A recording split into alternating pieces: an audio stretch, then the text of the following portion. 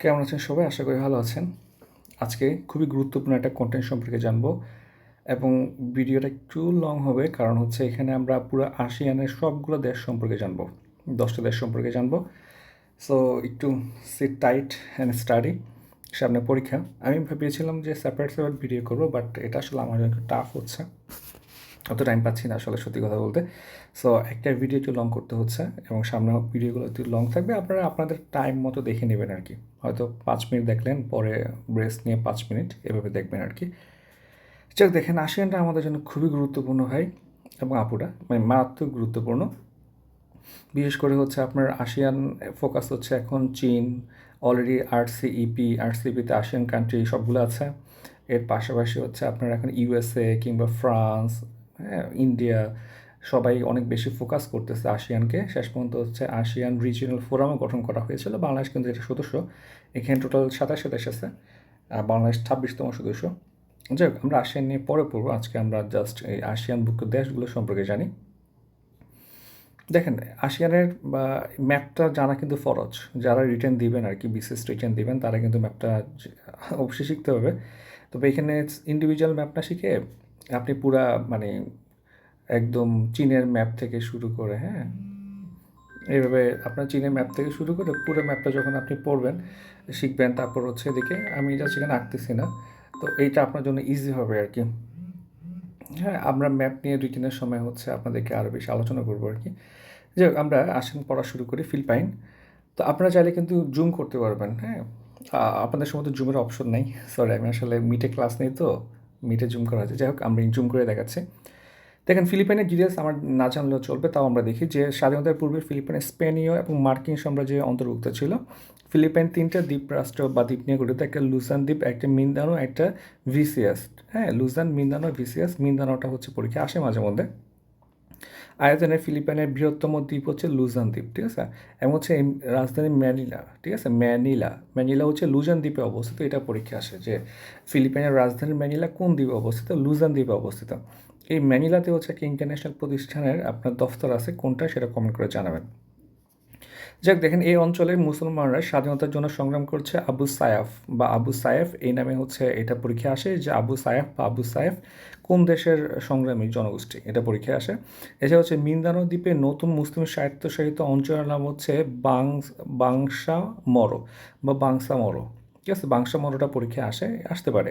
তাহলে এখানে লুজানটা হচ্ছে আপনি ধরেন 1 নম্বর ডেটা, 2 নম্বর ডেটা হচ্ছে আবু সায়াফ, হ্যাঁ, আর 3 নম্বর ডেটা হচ্ছে ধরেন বাংসা মারো, এটা পরীক্ষায় আসতে পারে। এছাড়া মরো ন্যাশনাল লিবারেশন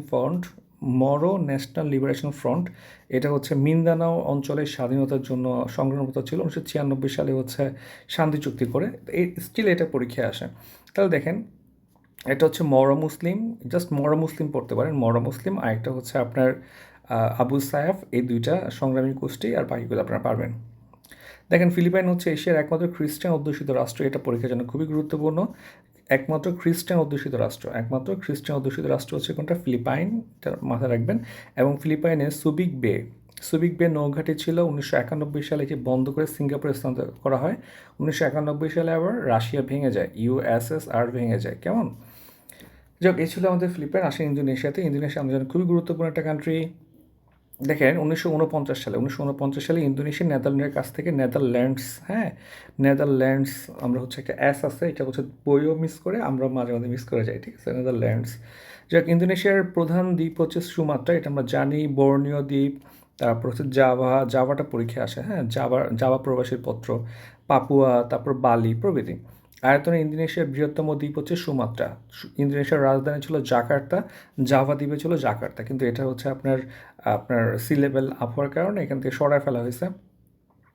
যাক দেখেন, রাজনৈতিক ইতিহাস হচ্ছে ডক্টর আহমেদ সুকর্ণ, এটা আমরা পড়লে হবে। তিনি ছিলেন ইন্দোনেশিয়ার প্রথম রাষ্ট্রপতি এবং স্বাধীনতা সংগ্রামের সফল নেতৃত্বদানকারী নেতা ছিলেন তিনি, ঠিক আছে, ডক্টর আহমেদ সুকর্ণ। এবং হচ্ছে বাংকর্ণ নামে তিনি পরিচিত ছিলেন। খুব একটা প্রয়োজন নেই ডক্টর সুকর্ণ, উনি হচ্ছে কোন দেশে? ইন্দোনেশিয়া, এটা মাথায় রাখে তাইলে হবে। মেঘবতী সুকর্ণ পুত্রী, হ্যাঁ, উনি হচ্ছেন ওই যে আপনার হচ্ছে আহমেদ সুকর্ণের কন্যা, মানে আপনার মেয়ে। উনি ছিলেন হচ্ছে মুসলিম বিশ্বের প্রথম প্রথম নির্বাচিত মহিলা রাষ্ট্রপ্রধান, ঠিক আছে, মুসলিম বিশ্বের অবশ্যই। যাই হোক পরেরটা আমার লাগবে না। দেখেন আপনার জনসংখ্যার ভিত্তিতে বিশ্বের সবচেয়ে বড় মুসলিম দেশ হচ্ছে ইন্দোনেশিয়া, এটা পরীক্ষায় আসে। হ্যাঁ, জনসংখ্যার ভিত্তিতে সবচেয়ে বড় মুসলিম হচ্ছে ইন্দোনেশিয়ান। এরপর হচ্ছে এশিয়ার বৃহত্তম দ্বীপ এবং বিশ্বের তৃতীয় বৃহত্তম দ্বীপ হচ্ছে বর্নিও, খুব একটা প্রয়োজন নেই আমাদের জন্য। আছে আছে প্রদেশের রাজধানী হচ্ছে বান্দা আছে, এটা হচ্ছে 45-এ চলে আসছে। এগুলো আসলে পারা যায়, কেমন অপশন টেস্ট করলেও পারা যায়। তাহলে আছে প্রদেশের রাজধানী হচ্ছে বান্দা আছে, ঠিক আছে, বা আছে পড়েন, আছে বান্দা আছে, বান্দা মানে কি, বান্দা মানে অনুসারী, ঠিক আছে, অনুসারী আছে, এটা করে মনে রাখতে পারেন। দেখেন আছে এবং পাপুয়া হচ্ছে আপনার ইন্দোনেশিয়ার স্বাধীনতাকামী প্রদেশ। যদি পরীক্ষা আসে এইভাবে আসবে যে আছে অথবা পাপুয়া কোন দেশের অন্তর্গত, এটা হবে ইন্দোনেশিয়ার। দেখেন পশ্চিম তিমুর ইন্দোনেশিয়ার একটি প্রদেশ, আর পূর্ব তিমুর ইন্দোনেশিয়া থেকে 2002 সালে স্বাধীনতা লাভ করে, কেমন। তাহলে পশ্চিম তিমুর এখনও ইন্দোনেশিয়ার সাথে আছে, আর পূর্ব তিমুর হচ্ছে 2002 সালে স্বাধীনতা লাভ করে। এটা পরীক্ষা আসে কত সালে, ঠিক আছে, পূর্ব তিমুর। এবং পূর্ব তিমুর কিন্তু আসিয়ানের সদস্য এখনো হয় নাই, বাট সামনে হতে যাচ্ছে। জাভা মানুষের উদ্ভব হয় ইন্দোনেশিয়ায়, ঠিক আছে, জাভা মানুষের উদ্ভব হয় ইন্দোনেশিয়াতে। সিনাবুং নামক জীবন্ত আগ্নেয়গিরি ইন্দোনেশিয়ার রিং অফ ফায়ার অঞ্চলে অবস্থিত, এটা পড়তে পারেন চাইলে, ঠিক আছে। সিনাবুং সম্প্রতি হচ্ছে আপনার রাশিয়াতে একটা উদ্গীরণ হচ্ছে, এটাও পরীক্ষা আসতে পারে। আচ্ছা, ইন্দোনেশিয়ার জাতীয় খেলা ব্যাডমিন্টন। 43-তে আসছে, কেন যথেষ্ট মারামারি হয়েছে। ইন্দোনেশিয়ার জাতীয় খেলা হচ্ছে ব্যাডমিন্টন। ওকে, এবার আসি আমরা পূর্ব তিমুরে। দেখেন পূর্ব তিমুর হচ্ছে পর্তুগিজরা 1975 পর্যন্ত আপনার পূর্ব তিমুর পর্তুগিজদের কলোনি ছিল। ইন্দোনেশিয়া 1975 সালের পর থেকে হচ্ছে ইন্দোনেশিয়া দখল করে নেয়, এবং 2002 সালে পূর্ব তিমুর আপনার বিচ্ছিন্ন হয়ে আপনার আপনার একবিংশ শতাব্দীর প্রথম স্বাধীন দেশ হিসেবে আত্মপ্রকাশ করে। পূর্ব তিমুরের স্বাধীনতা সংগ্রামী নেতৃত্ব হচ্ছে আপনার হচ্ছেন জানানা, লাগবে না এটা আমাদের, ঠিক আছে। অর্থাৎ 2002 এটা মাথায় রাখতে হবে পূর্ব তিমুরের ক্ষেত্রে। আর এটার রাজধানী হচ্ছে দিল্লি, ঠিক আছে, দিল্লি, এটা একটু মাথায় রাখেন, দিল্লি। এটা এখানে দেয় নাই, দিল্লিটা পরীক্ষা আসতে পারে। দেখেন মালয়েশিয়া আমাদের জন্য খুবই ইম্পর্টেন্ট। আমরা হচ্ছে ম্যান পাওয়ার এক্সপোর্ট করি, যেহেতু ম্যান পাওয়ার এক্সপোর্টের জন্য এটা ইম্পর্টেন্ট। দেখেন স্বাধীনতা অর্জন হচ্ছে 1957 সালে মালয়েশিয়া ব্রিটেনের কাছ থেকে স্বাধীনতা অর্জন করে, এটা আমাদের জন্য কোনো ইম্পর্ট্যান্ট ডেটা না।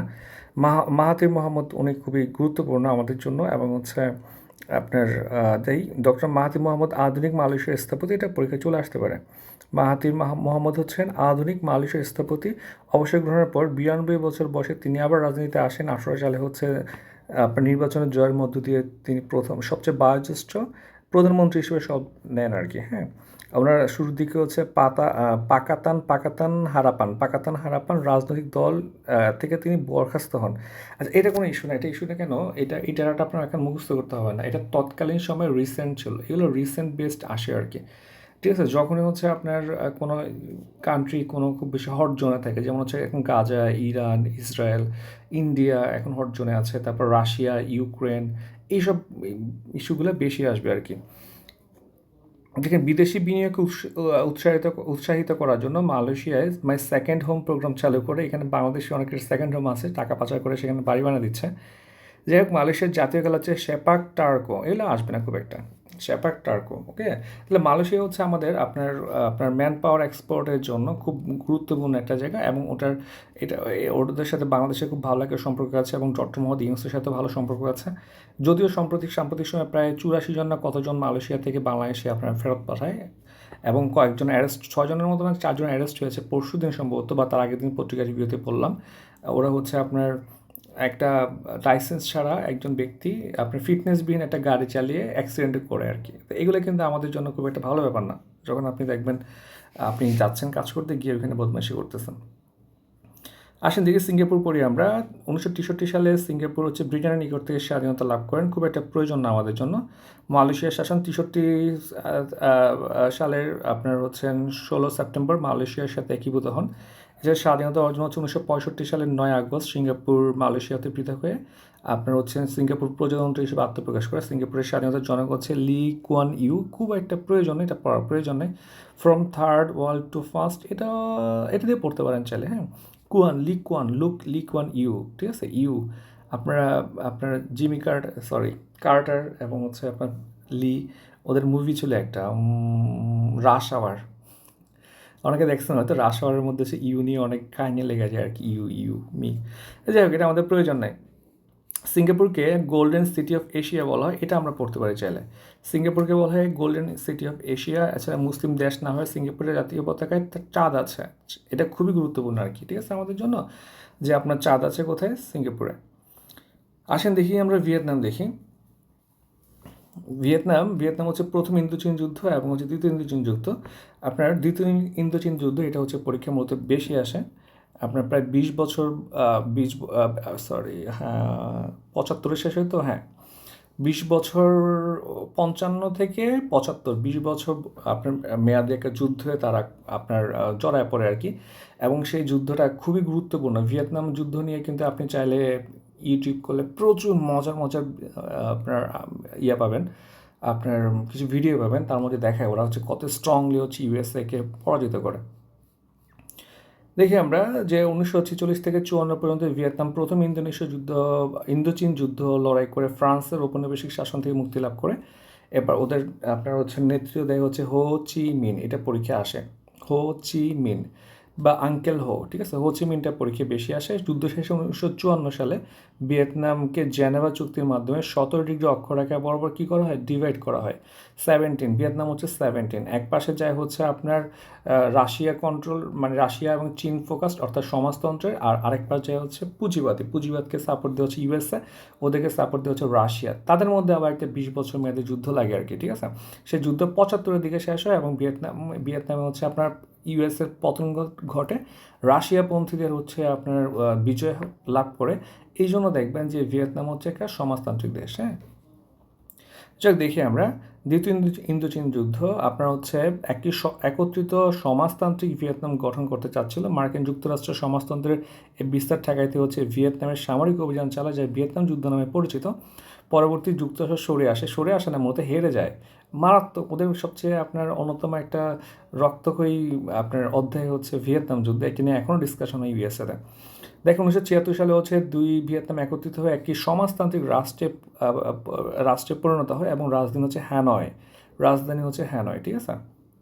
আচ্ছা, কম্বোডিয়া খুব একটা গুরুত্বপূর্ণ না আমাদের জন্য। দেখেন স্বাধীনতা অর্জন 53 সালে সারা ইম্পর্টেন্ট না। কম্বোডিয়া ফ্রান্সের নিকট থেকে আপনার স্বাধীনতা লাভ করে, আবার ইন্দোচীন সবগুলো ফ্রান্স থেকে স্বাধীনতা লাভ করে। আপনার এটা স্কিপ করে যেতে পারবেন না আপনারা, ঠিক আছে, এটা আপনার পড়া লাগবে না, এটা বাদ দেন। শুধু পড়বেন যে আপনার কম্বোডিয়ার রাজধানী নমপেন, ঠিক আছে, নমপেন বানানটা কিন্তু মাথায় রাখবেন, দুইটাই পি দিয়ে শুরু, মাঝেও একটা পি আছে, নমপেন বানানটা চেক করে নেবেন, বানানটা পরীক্ষা আসবে। ওকে, দেখেন পৃথিবীর সবচেয়ে বড় মন্দির অঙ্কর ভাট কম্বোডিয়ায় অবস্থিত, খুব একটা গুরুত্বপূর্ণ না, মাথায় রাখতে পারেন। থাইল্যান্ডকে নিয়ে মোটামুটি ভালোই নিউজ হয়, দেখি আমরা। আপনার দেখেন থাইল্যান্ডের পূর্ব নাম হচ্ছে শ্যামদেশ, এটাই পরীক্ষা আসে। থাইল্যান্ড অর্থাৎ মুক্তভূমি অর্থাৎ এটা হচ্ছে দক্ষিণ পূর্ব এশিয়ার একমাত্র রাষ্ট্র যেটা কখনো বিদেশি শক্তির নিয়ন্ত্রণে ছিল না। এই জন্য থাইল্যান্ড মানে হচ্ছে মুক্তভূমি, এটা এই জন্য পরীক্ষা অনেকবার আসে, ঠিক আছে। পৃথিবীর দীর্ঘতম, আপনার লাগবে না এগুলো কিছু পড়া লাগবে না, জাস্ট একটা যেটা করেন তাহলে হবে। মিয়ানমার নিয়ে অলরেডি একটা ভিডিও বানিয়ে ফেলেছি আমি, সো মিয়ানমারের ভিডিওটা ভালো করে দেখবেন, এটা পরীক্ষা চলে আসবে। আচ্ছা, দুর্প্রাচ্যতা আজকে নাই আপনার, যদিও চীন হচ্ছে আমি অলরেডি পড়াই ফেলছি আপনাদেরকে। আই গেস আমাদের পড়া শেষ পর্যায়ে চলে আসছে। এটা হচ্ছে আসিয়ান কান্ট্রিগুলো, মোটামুটি পড়ে ফেলবেন সবাই।